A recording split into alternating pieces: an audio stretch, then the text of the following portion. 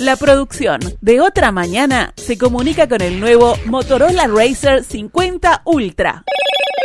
Hello, Moto. Otra Mañana, la campaña en debate. Propuestas, ideas, contraste, controversias, posturas, diferencias, ruido. ¿Qué dejó la última semana de la campaña electoral?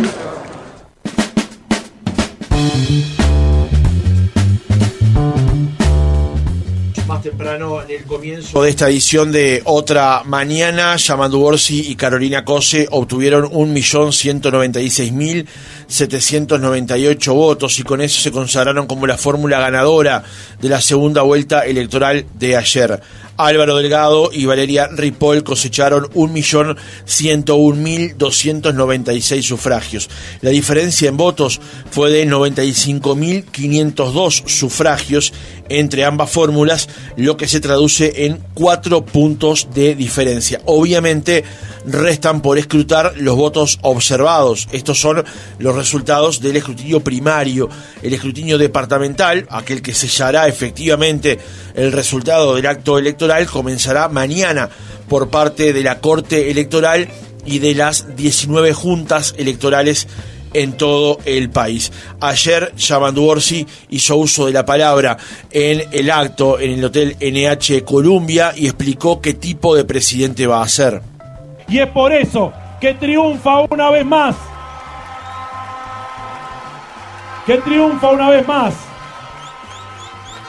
El país de la libertad, de la igualdad, también de la fraternidad, que es nada más ni nada menos que la solidaridad y el respeto por los demás. Sigamos en ese camino. Hoy estamos muy felices, quienes abrazamos estas banderas. Hoy estamos muy felices, aquellos que reconocemos que accedimos al triunfo. Pero entendamos, ciudadanas y ciudadanos de mi fuerza política y quienes me acompañan, hay otra parte de nuestro pueblo que, como nosotros hace un tiempo, hoy están con otro sentimiento. Esa gente también los tendrá que ayudar a construir un país cada vez mejor. A ellos también los precisamos. Por su parte, Álvaro Delgado reconoció que el discurso que dio ayer a la noche fue uno de los más difíciles que le tocaba dar en su carrera política. Yo siempre dije que el camino que elegíamos para ganar era el que nos convalidaba después para ir a buscar los acuerdos. Y actuamos en consecuencia. Por eso hoy, sin complejo de culpa, con tristeza, claro que sí, pero sin complejo de culpa podemos felicitar a quien ganó, quien tuvo la preferencia, y hacerlo con sinceridad y de corazón, con desprendimiento y con un sentido muy republicano. Miren, en la vida política las elecciones se ganan y se pierden. Una cosa es perder las elecciones y otra es ser derrotados. Nosotros no estamos derrotados. Ahí estaba la palabra de Álvaro Delgado. ¿Cómo se consolidó entonces la victoria ayer de Yamandu Orsi sobre la coalición republicana? ¿Qué tipo de gobierno comienza ahora con Orsi como candidato y ya como presidente electo? Esto vamos a debatir hoy en los que serán los primeros compases del análisis de la campaña que terminó ayer. Y el Palacio del Café hoy nos acompaña como siempre y te recuerda que te puede hacer los pedidos a domicilio a través de su página web, elpalaciodelcafé.com.uy. Ingresá a la página y verás cuántas cosas podés pedir y sabrás algo más de la historia de esta empresa uruguaya con 8 locales, cuya sede central está en Avenida Uruguay 1188, casi Cuarey. El Palacio del Café nos acompaña y como siempre vos podés pedir, solicitar los gustos que vos quieras: Moca, Moca Express, Colombia, Santos, glaseado natural o café especial familias, o la mezcla que vos elijas. Allí completo equipo te va a ayudar para hacer la mejor elección.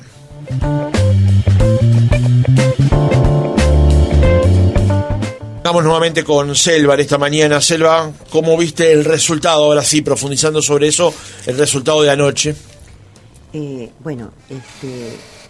Yo de verdad me tenía fe. No, tenía fe en que iba a haber un resultado favorable. Creo que los dos discursos que acabamos de escuchar, los dos tienen su punto fuerte en convocar a la unión del Uruguay. El Uruguay no se puede construir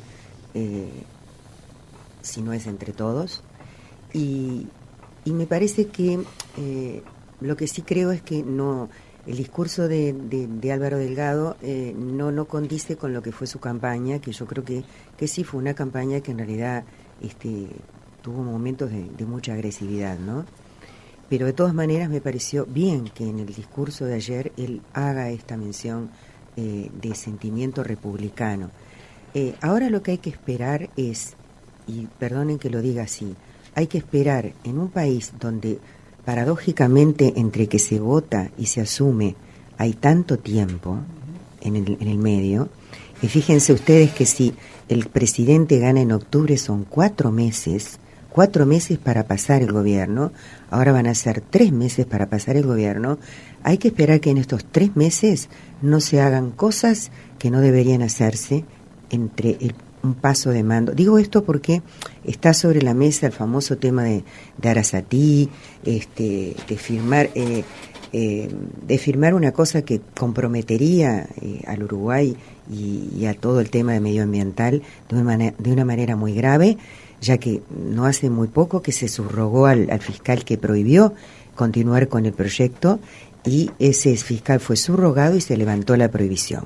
La prohibición vino Juez.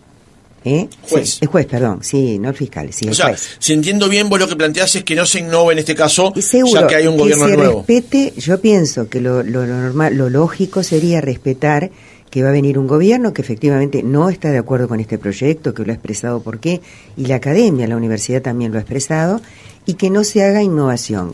Estuvo muy bien Lacalle el decir que va a invitar al presidente electo, sea quien sea, a la próxima reunión que es el 6 de diciembre del Mercosur, porque creo que, bueno, está muy bien que integre al futuro presidente. Es decir, todos esos son notas que yo las doy como positivas. Ahora bien, yo creo que todos abrimos una carta de esperanza, y lo digo también en forma personal. Cuando digo una carta de esperanza es que las promesas se cumplan, que haya, diríamos, un nuevo renacimiento del Uruguay en torno a cosas que yo considero que hemos venido perdiendo como país. El país nuestro siempre se caracterizó por ser pujante en una época no dorada y por tener, incluso en la época del Frente, ¿no? Nosotros fuimos los que innovamos en términos de, no solamente de Ceibalita, hoy hablábamos con Margarita sobre el campo, la famosa caravana y la trazabilidad de la carne en el Uruguay, vino del gobierno del Frente Amplio, y nosotros con eso logramos la caravana y la trazabilidad. Aguirre Zavala fue. La trazabilidad y la aplicación de la caravana, y el éxito del gobierno incluso en la propia feria de Milán. Me acuerdo que fue famoso porque se llevaban hasta las imágenes de las personas, la gente comía en el comedor de Milán y se llevaban las imágenes de la persona que había cuidado a ese animal, y el señor ese contaba la historia, etc. Todo eso se hizo en la época del Frente Amplio. Sí. Y la apertura de la carne hacia Tokio y hacia otros mercados que eran muy exigentes fue en la época del Frente Amplio. Entonces, yo lo que pido, porque además tuvimos un excelente ministro de Ganadería, que yo considero que fue Tabaré Aguirre. Para mí fue un excelente ministro, un arrocero, un tipo que además como productor arrocero también es exitoso. Entonces, a mí me parece que lo que sí espero es que se cumplan varias promesas, algunas que tienen que ver con la jerarquización de los temas. Una que tiene que ver con respetar digamos, levantar lo que es el nivel socioeconómico de sectores que están muy por debajo de lo que uno podría decir salarios dignos, ¿no? El otro día hablábamos, casi 600.000 personas, o 560.000 creo que son, que están viviendo con un salario sumergido. Segundo, la pobreza infantil, yo creo que ese es un tema, pero está casado también con levantar los salarios, porque los niños esos que son pobres nacen en hogares pobres, entonces es un círculo que pervive, diríamos, las posibilidades de que esos niños crezcan en un ambiente realmente digno y que además puedan ser los futuros ciudadanos del Uruguay, porque yo me pregunto, ¿qué sociedad vamos a tener en el futuro? Yo no la voy a vivir porque seguramente ya no esté acá. Pero ¿qué sociedad vamos a tener en el futuro si esos niños mañana van a ser los uruguayos que van a construir el Uruguay, ¿no? De aquí a 30 años. Entonces, me da la sensación de que si nosotros abrigamos la esperanza de que las promesas se cumplan, de que realmente el narcotráfico se controle en este país, porque se habla de las bandas estas que están identificadas, además que estas bandas se liquiden en el Uruguay por fin. Bueno, veamos si todas estas promesas nos hacen vivir en un Uruguay más próspero, más seguro y al mismo tiempo donde yo digo tanto el interior como la capital, que yo creo que son dos mundos que hay que unir efectivamente. Y tanto como me pasó a mí ayer cuando hice la recorrida que te contaba por la coordinadora de EFE, que fui a Cerro Norte, fui a Santa Catalina, fui a distintos lugares de Cerro, es otro mundo que el que yo vivo, que vivo en Pocitos. Es decir, yo una vez le dije a una persona, señores, yo no tengo la necesidad de cambiar este gobierno porque a mí me va horrible. No me va horrible, sin embargo pienso en el otro. Levantemos la mirada y pensemos, ¿qué le está pasando con esa gente? Son gente igual que yo, ¿por qué tienen que vivir en esa situación? Uh-huh. Y francamente nada, eso, estar atentos, porque ustedes saben que cuando hubo problemas con el Frente, que el Frente perdió, yo voy a decir con toda franqueza, yo no me arrepiento de nada de lo que critiqué del Frente. Porque yo creo que el Frente perdió porque se equivocó en varias cosas.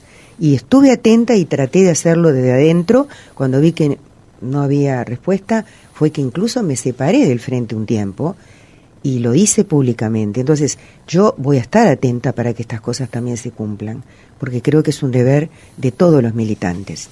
Graciano. ¿Por dónde arrancamos? Una primera evaluación con respecto al resultado de ayer.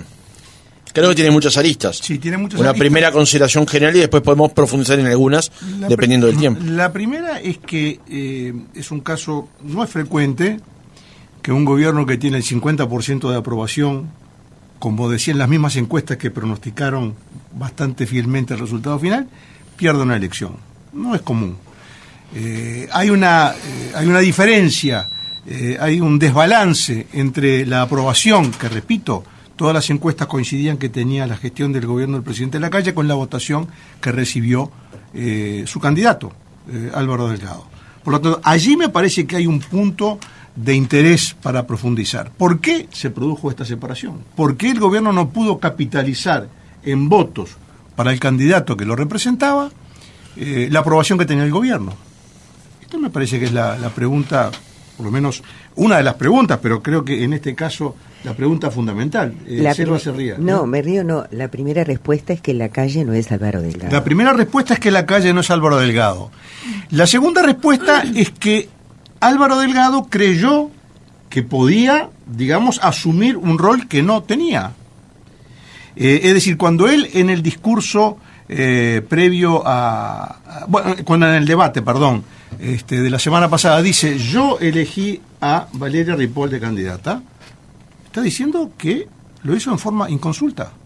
Está diciendo que tomó una decisión dentro de un partido que había tenido una elección interna entre dos rivales internos, pero del mismo partido, y que a su vez, me consta, lo escribí en una columna que está publicada hoy en el portal Contraviento, había sido precedida esa designación o esa elección del compañero o compañera de fórmula de una encuesta entre una lista corta de nombres donde quien figuraba al tope con una diferencia abismal respecto de los demás era Daniel Salinas, ministro de Salud Pública. Con toda esa evidencia en la mano, él toma una decisión, yo lo dije cuando la tomó acá, temeraria, arriesgada, una apuesta muy fuerte, que no se vio reflejada en los hechos por dos motivos. Primero, porque, evidentemente, los hechos lo demuestran, la tarea encomendada excedía la capacidad de respuesta de la persona que la recibía. Valeria Ripoll no era un actor político, era una dirigente sindical, había tenido notoriedad mucha por salir en la televisión, en un programa en el que yo también estuve hace unos años, pero no entendió, o sea, no es que no entendió, no había por qué esperar que entendiera la lógica del juego político, que es diferente a la lógica del juego sindical. Luego, la expectativa que podía haber generado de penetrar en lugares o en sectores de la población que son reacios al Partido Nacional, que son esquivos al Partido Nacional, ella por su origen diferente podía haber tenido esa chance de penetrar en ese electorado, no lo hizo. Es decir, lo intentó, quizás lo intentó, no, eso no lo voy a discutir, no lo logró. Y el énfasis que uno de afuera, porque yo la campaña la vi absolutamente de afuera, como todos ustedes saben, era más el intento de ser aceptada por digamos, por sus nuevos amigos políticos, que de hacer un trabajo en procura del resultado final. O sea, ese es un punto importante. Es decir, la asunción de un liderazgo por parte de Delgado de una manera inconsulta que no estaba, me parece a mí, no estaba en los planes. Es más, esto también es una información que yo tengo, pero en algún momento existió la posibilidad de que la candidatura mayoritaria del Partido Nacional surgiera de una lucha dentro del propio grupo de la calle Pou, ¿no? Lo que podríamos llamarle la 404 o el conglomerado. Y ahí un hombre que yo creo que esperaba en algún momento tener esa oportunidad era Martín Lema. Y la información que tengo yo es que eso se resolvió, bueno, como se resuelven estas cosas en política, ¿no? En una mesa chica, donde, en fin, se conversaron los pros y los contras de las dos opciones, habilitar la elección interna entre esos dos candidatos, o encolumnar a todo el grupo detrás de un solo candidato y generar una lucha interna un poco, en fin, decorativa, podemos llamarla así, porque evidentemente los resultados demuestran que fue así. ¿Eso fue un error, fue un acierto? Bueno, ahora con las cartas en la mano fue un error, porque debilitó el músculo competitivo del partido, que es el partido central de la coalición. Luego, los números muestran que la capacidad de retención del voto en la primera vuelta fue muy escasa, muy escasa. ¿Dónde se produjo esa fuga? Bueno, por supuesto, claramente, la fórmula Orsi-Cose, o Yamandu Orsi, candidato a la presidencia, claramente recogió, no sé, el 90-95% de los votos que había sacado Salle en la primera vuelta. Los números parece que son muy claros en mostrar que esa diferencia de 90.000 votos no solamente se absorbió, sino que se llevó para el otro lado. Obtuvo 124.000 votos más en la segunda vuelta que en relación a la primera. Y la primera la había perdido con relación a los partidos de la coalición republicana por casi 90.000. Pero no sé si eso fueron los detalles. Bueno, me parece... No, yo no sé de quiénes son. Bueno, pero de algún lado... Son 125.000. De algún lado salen. Entonces, lo que hablábamos el otro día, cuando estaba Mariana, el jueves pasado, que en fin, yo manifestaba mi sorpresa por la, digamos, la radicalidad, la posición muy extrema de Mujica en la última semana, y Mariana decía, bueno, quizás esté buscando ese voto residual que pueda hacer la diferencia. Bueno, tenía razón Mariana, o sea, era una hipótesis, yo no coincidía con eso. Era una hipótesis, pero los hechos creo que demuestran que es así. Después, otro punto importante, me parece, las pequeñas fugas que se han producido dentro de la propia coalición. Y yo creo que una fuga importante, me parece a mí, incluso por, digamos, versiones, o más que con versiones, por intercambios con personas allegadas a Cabildo Abierto, intercambio que tuve yo con personas allegadas a Cabildo Abierto. Yo creo que había disconformidad, digamos, en un sector, en el núcleo duro de Cabildo Abierto, había una disconformidad con relación al gobierno, en relación al manejo del tema de los militares presos, en fin, lo que se dio en llamar la cuestión de los derechos humanos, o el nombre que se le quiera poner. Que había una disconformidad, había una expectativa al comienzo del gobierno que se podía encontrar una salida política a un tema muy espinoso, muy, muy difícil para la sociedad uruguaya, como todos sabemos, Y esa expectativa evidentemente no se concretó. La semana pasada pusieron preso a otro coronel, debe tener más de 80 años, coronel Agosto. Y bueno, y eso yo creo que también hizo mella. Había gente que me decía, mirá que van a votar en blanco. Y yo decía, bueno, no, capaz que votan a Orsi directamente. Y creo que fue lo que ocurrió. Vamos a escuchar a Margarita ahora. Quiero mencionar algo que dije ayer en la transmisión, y esto es opinión, no es la forma de avivar el debate. A mí, y no es que esté en contra de lo que vos decís, y algo que Selva ha apuntado desde el día de las elecciones internas hasta hoy con respecto a la elección de Ripoll. Si Delgado hubiese ganado ayer, nadie se acordaba que Ripoll podría ser una liability, como se dice en Estados Unidos, la elección de ella como candidata a vice. Pero como perdió, es una de las primeras consideraciones que se hacen. Es inevitable. Pero la pregunta es, que el Partido Nacional, la fórmula de Delgado, obtuviera menos votos que la elección anterior y que en esta segunda vuelta obtuviera menos votos que lo que cosechó la coalición republicana en la primera elección de octubre, ¿es responsabilidad de Ripoll? No, es un elemento a señalar. A ver, yo no estoy diciendo que tú hayas echado esa responsabilidad. Yo estoy diciendo... No, al contrario, yo creo que fui claro en decir que la responsabilidad es de quien tomó esa decisión. Pero la pregunta es, claro. La elección de Ripoll fue un problema. Yo creo que ahí es un camino corto que se utiliza en señalar esa responsabilidad o esa eventual responsabilidad. Vamos ahora a cerrar la intervención de Margarita y después vamos con intervenciones más cortas. Sí, porque respecto al tema de la trazabilidad quería solo agregar, porque quizás no lo sabían, en el programa del primer ministro en el gobierno de Jorge Valle, yo fui a una charla que dio en la Intendencia de Rivera, pasó horas hablando porque era el decano, ex decano de la Facultad de Agronomía. Lo recuerdo. Él habló perfectamente de este proyecto de trazabilidad.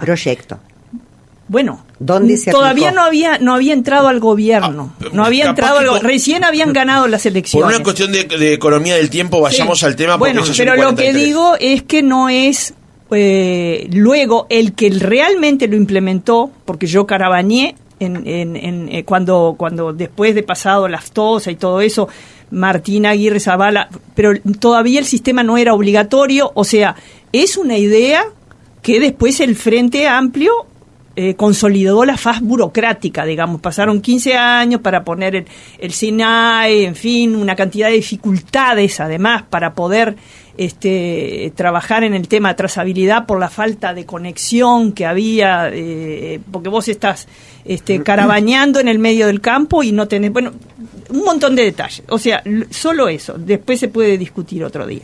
Con respecto a lo que pasó ayer, yo quiero no centrarme en las causas de la derrota de quien perdió, sino más bien en una nota positiva que tengo para hacer de la persona la fórmula que ganó.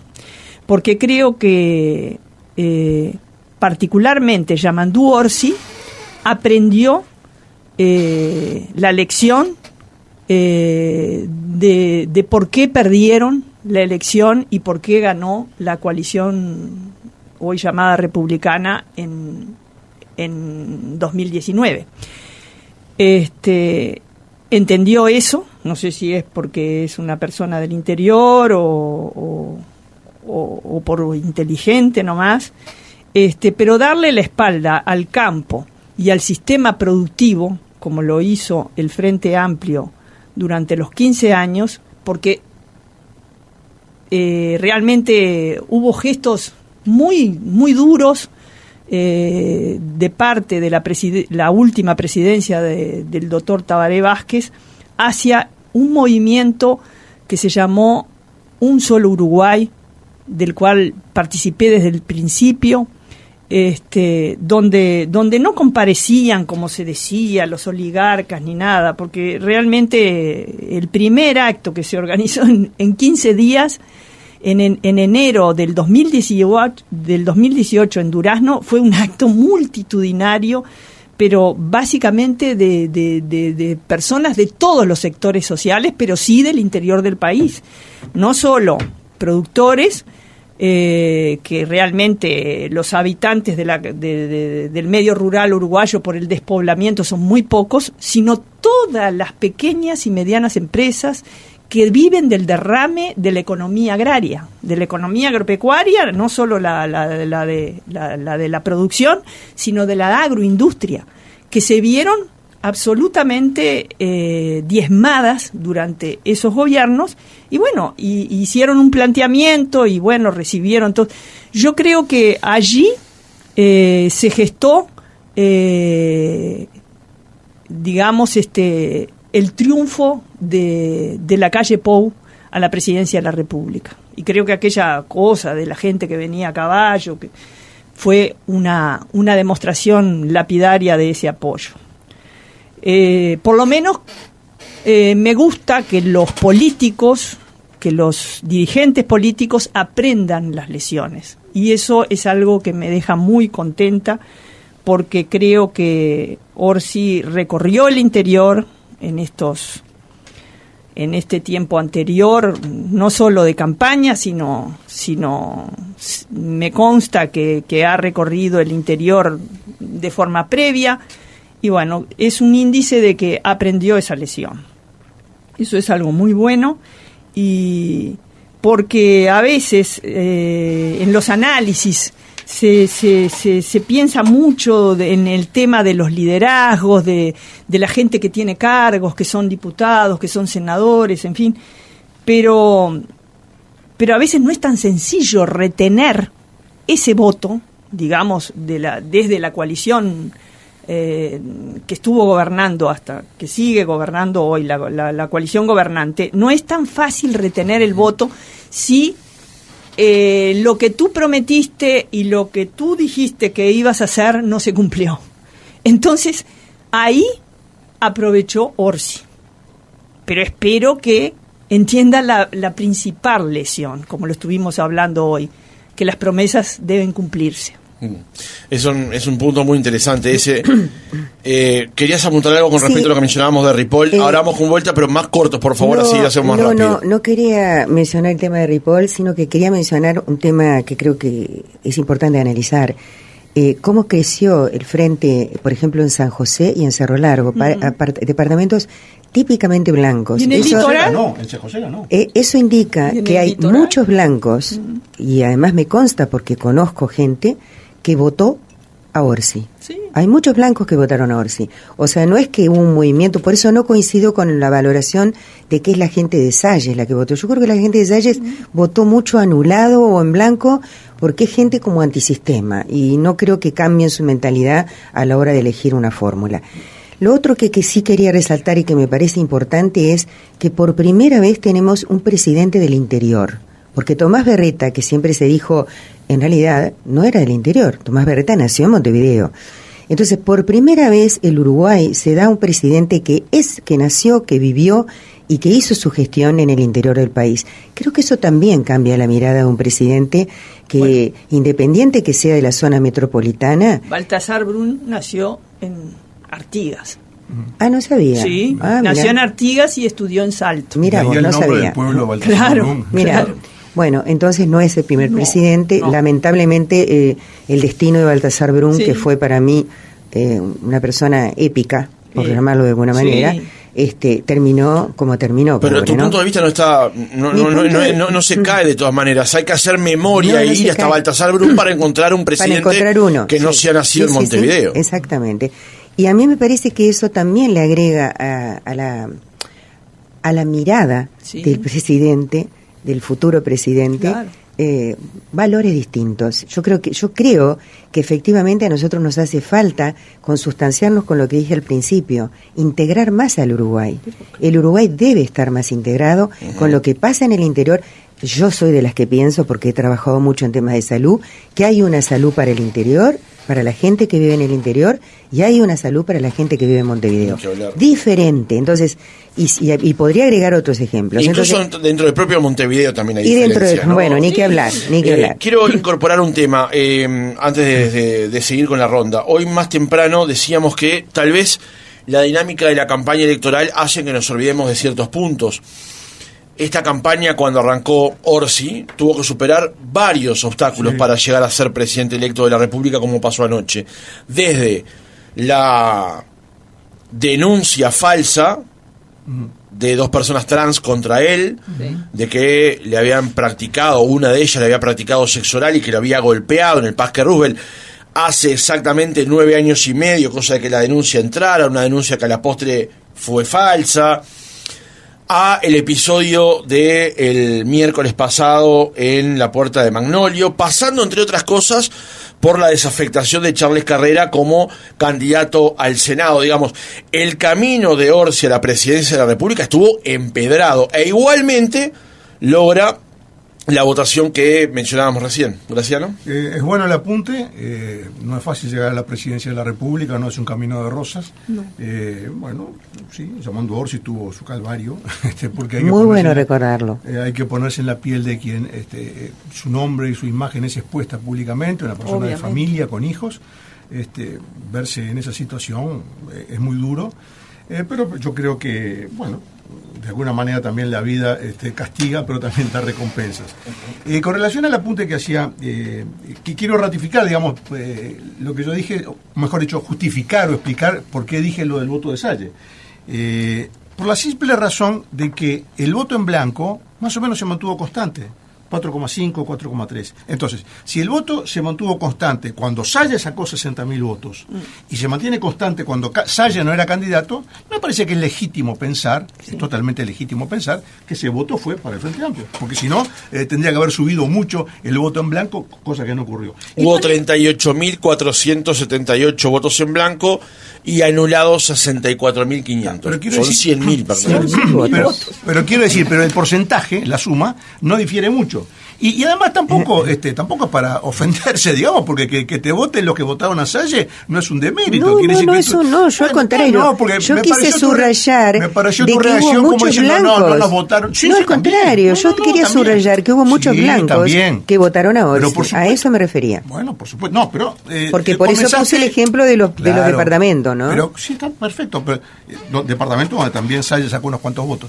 Pero quería simplemente subrayar que no es una cosa caprichosa lo que dije, no es algo arbitrario que se me ocurrió ahora mientras tomaba el café, sino que lo estuve mirando y estuve leyendo los números. Claro. O sea, si el voto en blanco se mantiene más o menos constante, esos votos fueron para algún lado y fueron votos positivos hacia alguien y fueron hacia Delgado. Pero también hay votos que perdió la coalición republicana. Sí, claro, bueno, son los que dice Selva, pero creo que en los partidos mayores, blancos y colorados, me parece a mí, que esa fuga existió, pero siempre existe, digamos, en 1 millón de votos siempre hay uno que va por un lado y para el otro. Claro, pero es interesante, perdón que te corte, Graciano, hoy estoy más interrumpidor que de costumbre. Muy bien, es lo que hace divertido esto. Pero,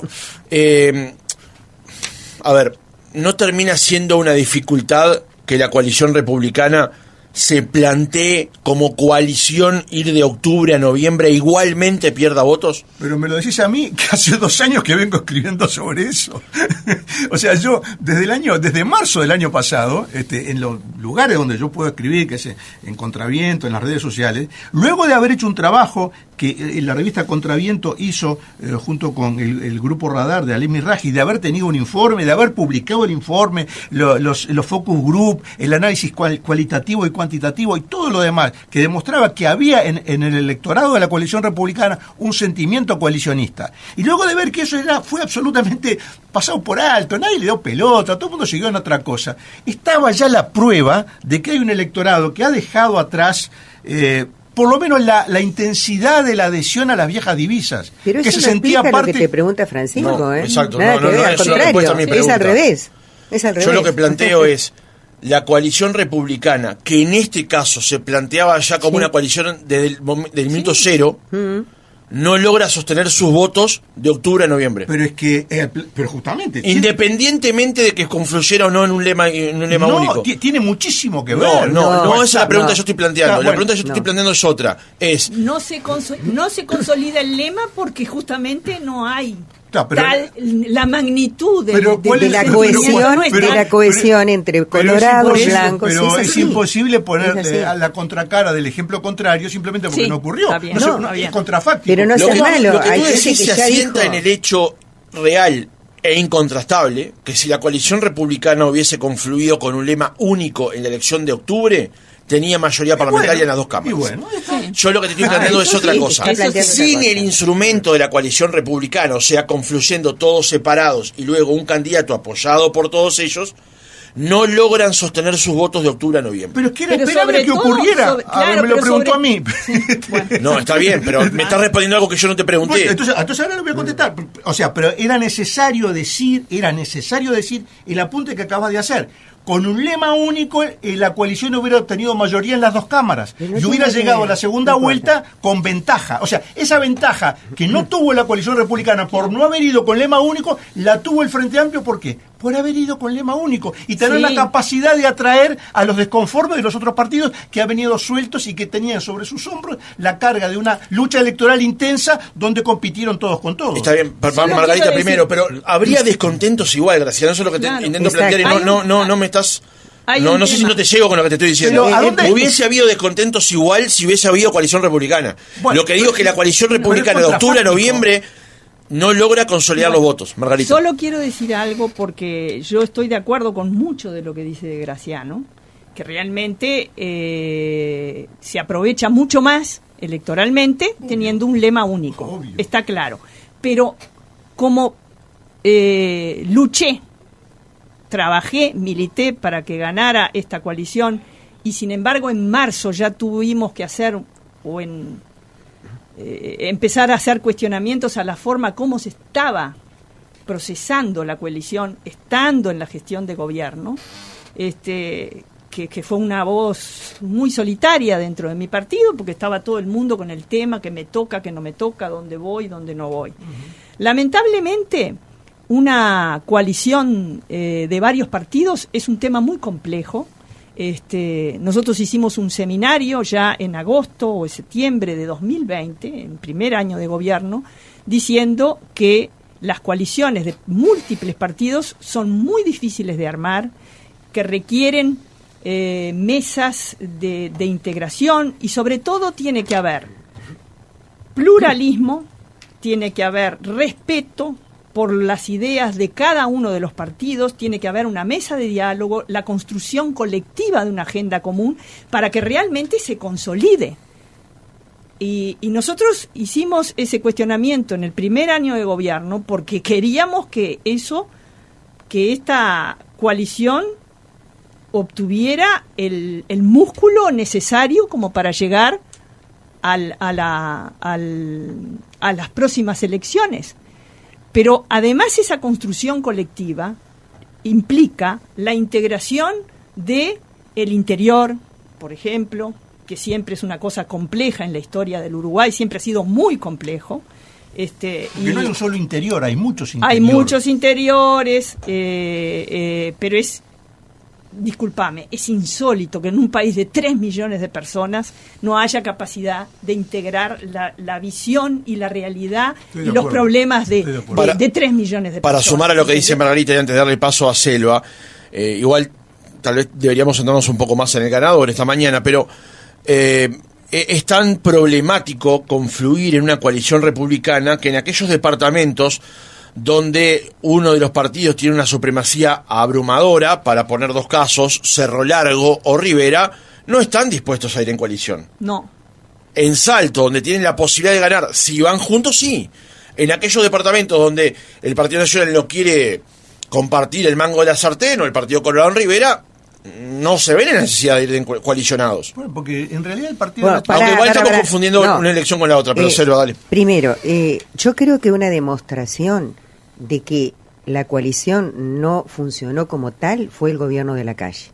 El gobierno de la calle fue un gobierno esencialmente presidencialista.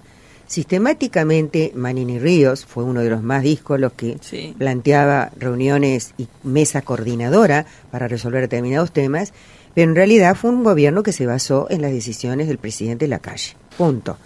Es más, una cosa es tener una coalición y otra cosa es repartir cargos. Exacto. Yo te puedo dar cargos, a vos te nombré ministro, a vos te di la subsecretaría de tal, pero ahí terminó la historia. Una coalición es algo mucho más serio. Es mucho más serio y es de creación colectiva, Sí. Es de Plural. creación, de discusión plural.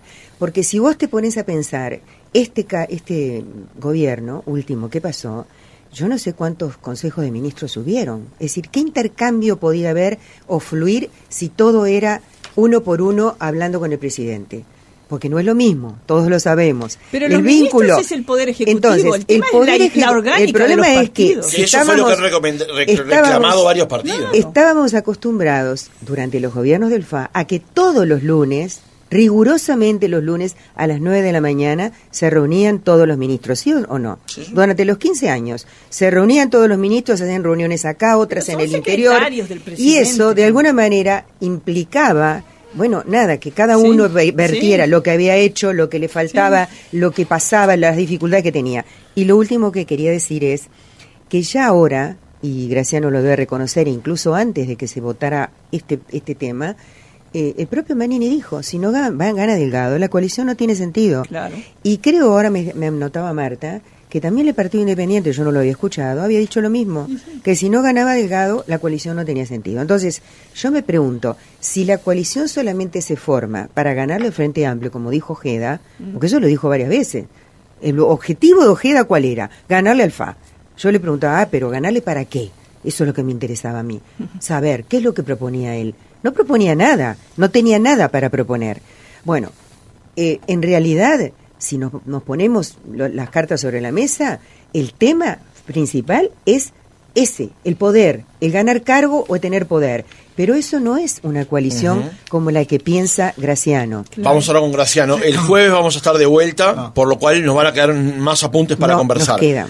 Pero quiero hacer un agregado de lo que dijo Selva.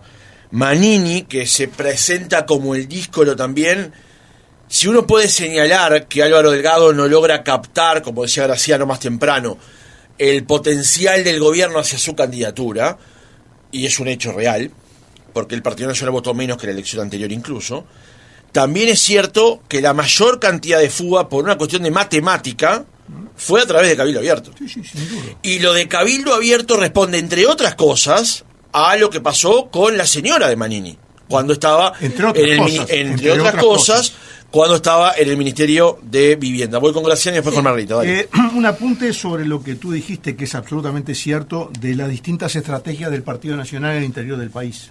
Como en unos departamentos es una cosa, en otros es otra. Y eso plantea una cosa mucho más de fondo y mucho más delicada en el sistema político, que es lo siguiente. El Partido Nacional, ¿es un partido nacional o es una federación de 19 partidos locales? Repito la pregunta. Ahora es un partido lacayista. No, es mucho más grave. Se perdió el wilsonismo. La pregunta es diferente lo que fundamental la que estás haciendo. Claro, entonces Selva está pensando en otra cosa. No. Porque suena raro lo que dije, ¿no? Sí. Voy a repetirlo.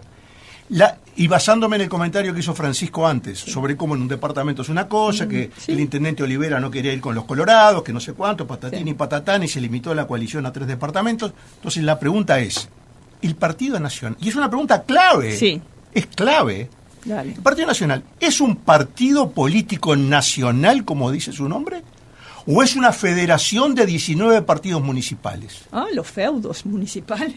Entonces, si el Partido Nacional es, quizás vuelva a ser otra cosa, pero si hoy el Partido Nacional es una federación de 19 partidos locales con intereses diversos, no es lo mismo ser intendente de Tacuarembó que de San José, o de La Valleja que el de Flores. El intendente blanco de Flores va en coche, ese saca el 70% de los votos, y gane quien gane, saca el 70% de los votos, lo mismo que el de La Valleja. Entonces, si el Partido Nacional sigue siendo una federación de 19 partidos municipales, que cada tanto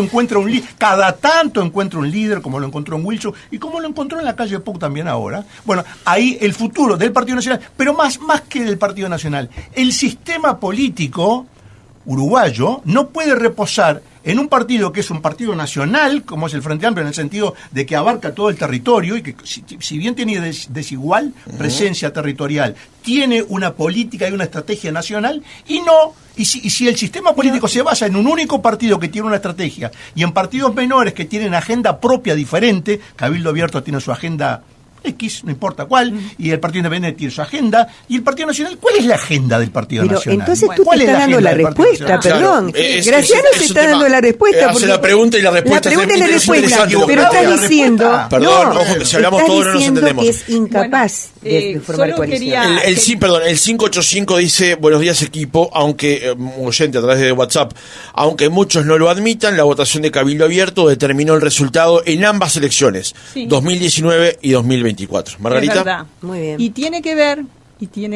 mucho con ese cuestionamiento que hicimos dentro del Partido Colorado, que había que tejer una coalición de una manera mucho más amplia, con el interior, con los otros partidos.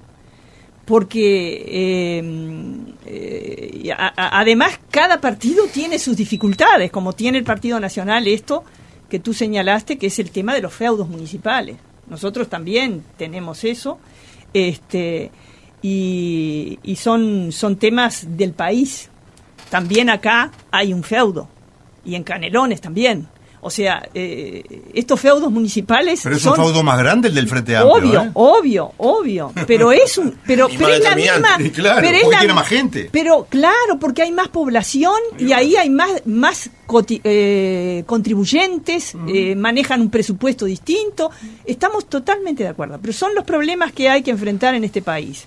Y 19 departamentos. Sí. El tema es que lo que planteaba Federico y planteaba el oyente sobre el grupo de Cabildo Abierto es verdad, porque por ejemplo, voy a poner un ejemplo, una ley que le costó mucho trabajo a Cabildo Abierto y que yo apoyaba, porque soy productora, porque si bien para los productores es mucho más fácil arrendarle a una forestal y sentarse a no hacer nada, pero por razones medioambientales, por razones de los culturales, históricas, la ley de limitación de la forestación era una ley necesaria. Yo no tengo nada que ver con Cabildo Abierto, pero vi la génesis de esa ley.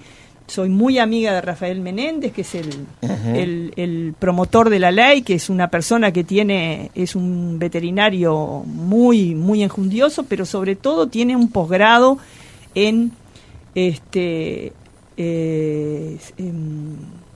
producción sustentable con el medio ambiente en Francia, salió con medalla de oro, es una persona muy formada, que además bebió dentro de la ciencia, dentro de los científicos, el profesor Panario, grado 5 de la Cátedra de Medio Ambiente de la Facultad de Agronomía, o sea, no fue una ley hecha así de cualquier manera. Le costó mucho lograr la aprobación de la ley y la calle la veta. Yo creo que eso fue porque detrás de ese proyecto de ley, que hay toda una concepción de cómo hay que cuidar el medio ambiente, había mucha gente y de muchos partidos. Y de la Universidad de la República, todos frentistas, pero estaban todos de acuerdo. Y sin embargo, eso, por ejemplo, fue una cosa que los cercenó. Bien, estamos ya en el cierre. Telegráficamente, la última pregunta que les voy a hacer, que probablemente tendría que haberla tirado antes, pero ¿lo ganó Orsi o lo perdió el gobierno? Bueno, siempre cuando uno gana es porque el otro lo pierde, ¿no? Sí, las dos cosas. Lo único que yo hago votos es para que la gente robustezca la esperanza, y porque sin esperanza no hay país posible que se construya, porque el periodo que se viene va a ser un periodo desafiante en muchos aspectos, sobre todo en el económico, porque este gobierno deja una deuda mayor y este gobierno deja comprometido el presupuesto de algunos ministerios, como el de transporte, casi en un 70% en el caso de transporte. A esta pregunta, Margarita, responde los dos. Sí, yo creo que los dos. Graciano. Sí, me dejaste pensando, porque hay una respuesta que uno es fácil decir, no, la perdió el gobierno, porque es fácil y es no es real en todo el sentido de la palabra, porque implicaría quitarle mérito al ganador. Sí. Entonces uno no puede caer en la cosa fácil de decir, esta la perdió el gobierno. No. Claro que hubo una mala estrategia, yo lo escribí hoy, le pueden leer en Contraviento mi columna, hubo una mala estrategia, una mala lectura de la realidad, sin ninguna duda, pero hubo un acierto en la campaña del Frente Amplio. Una campaña que nosotros a lo largo de las semanas veíamos que era errática, que un día ponían al candidato en los medios, otro día lo sacaban, una semana se llamaba silencio, otra semana elegía entrevistas, acá voy, acá no voy, y nosotros decíamos, pero qué raro esto, ¿no? Que lo están sacando de circulación, y sin embargo, fue una estrategia correcta, porque el resultado lo demuestra. Entonces, no hay que quitar méritos al ganador, de ninguna manera, bajo ningún concepto, porque lo tiene, o sea, ganó legítimamente en una elección que a las 8:30 por las encuestadoras ya estaban dando el resultado y todo el mundo lo acató, porque acá no hay sombra de fraude, acá nadie manipula las actas, acá nadie manipula nada. Entonces, perdió el gobierno, y muy acertada la estrategia y la figura de Yamandu Orsi entra en la divisional A de la política uruguaya, un hombre del interior. Y yo creo que hay que mirar con expectativas. Nada más que esto, no coincido con que la estrategia de Orsi fue correcta. Yo creo que fue, como tú dijiste, errática, y creo que si no hubiera sido así, hubiera ganado por más puntos. Lo doy así, con total seguridad. Margarita, Selva, Graciano, gracias por otro lunes, gracias por otro debate. ¿Nos vemos el jueves? Nos vemos el jueves.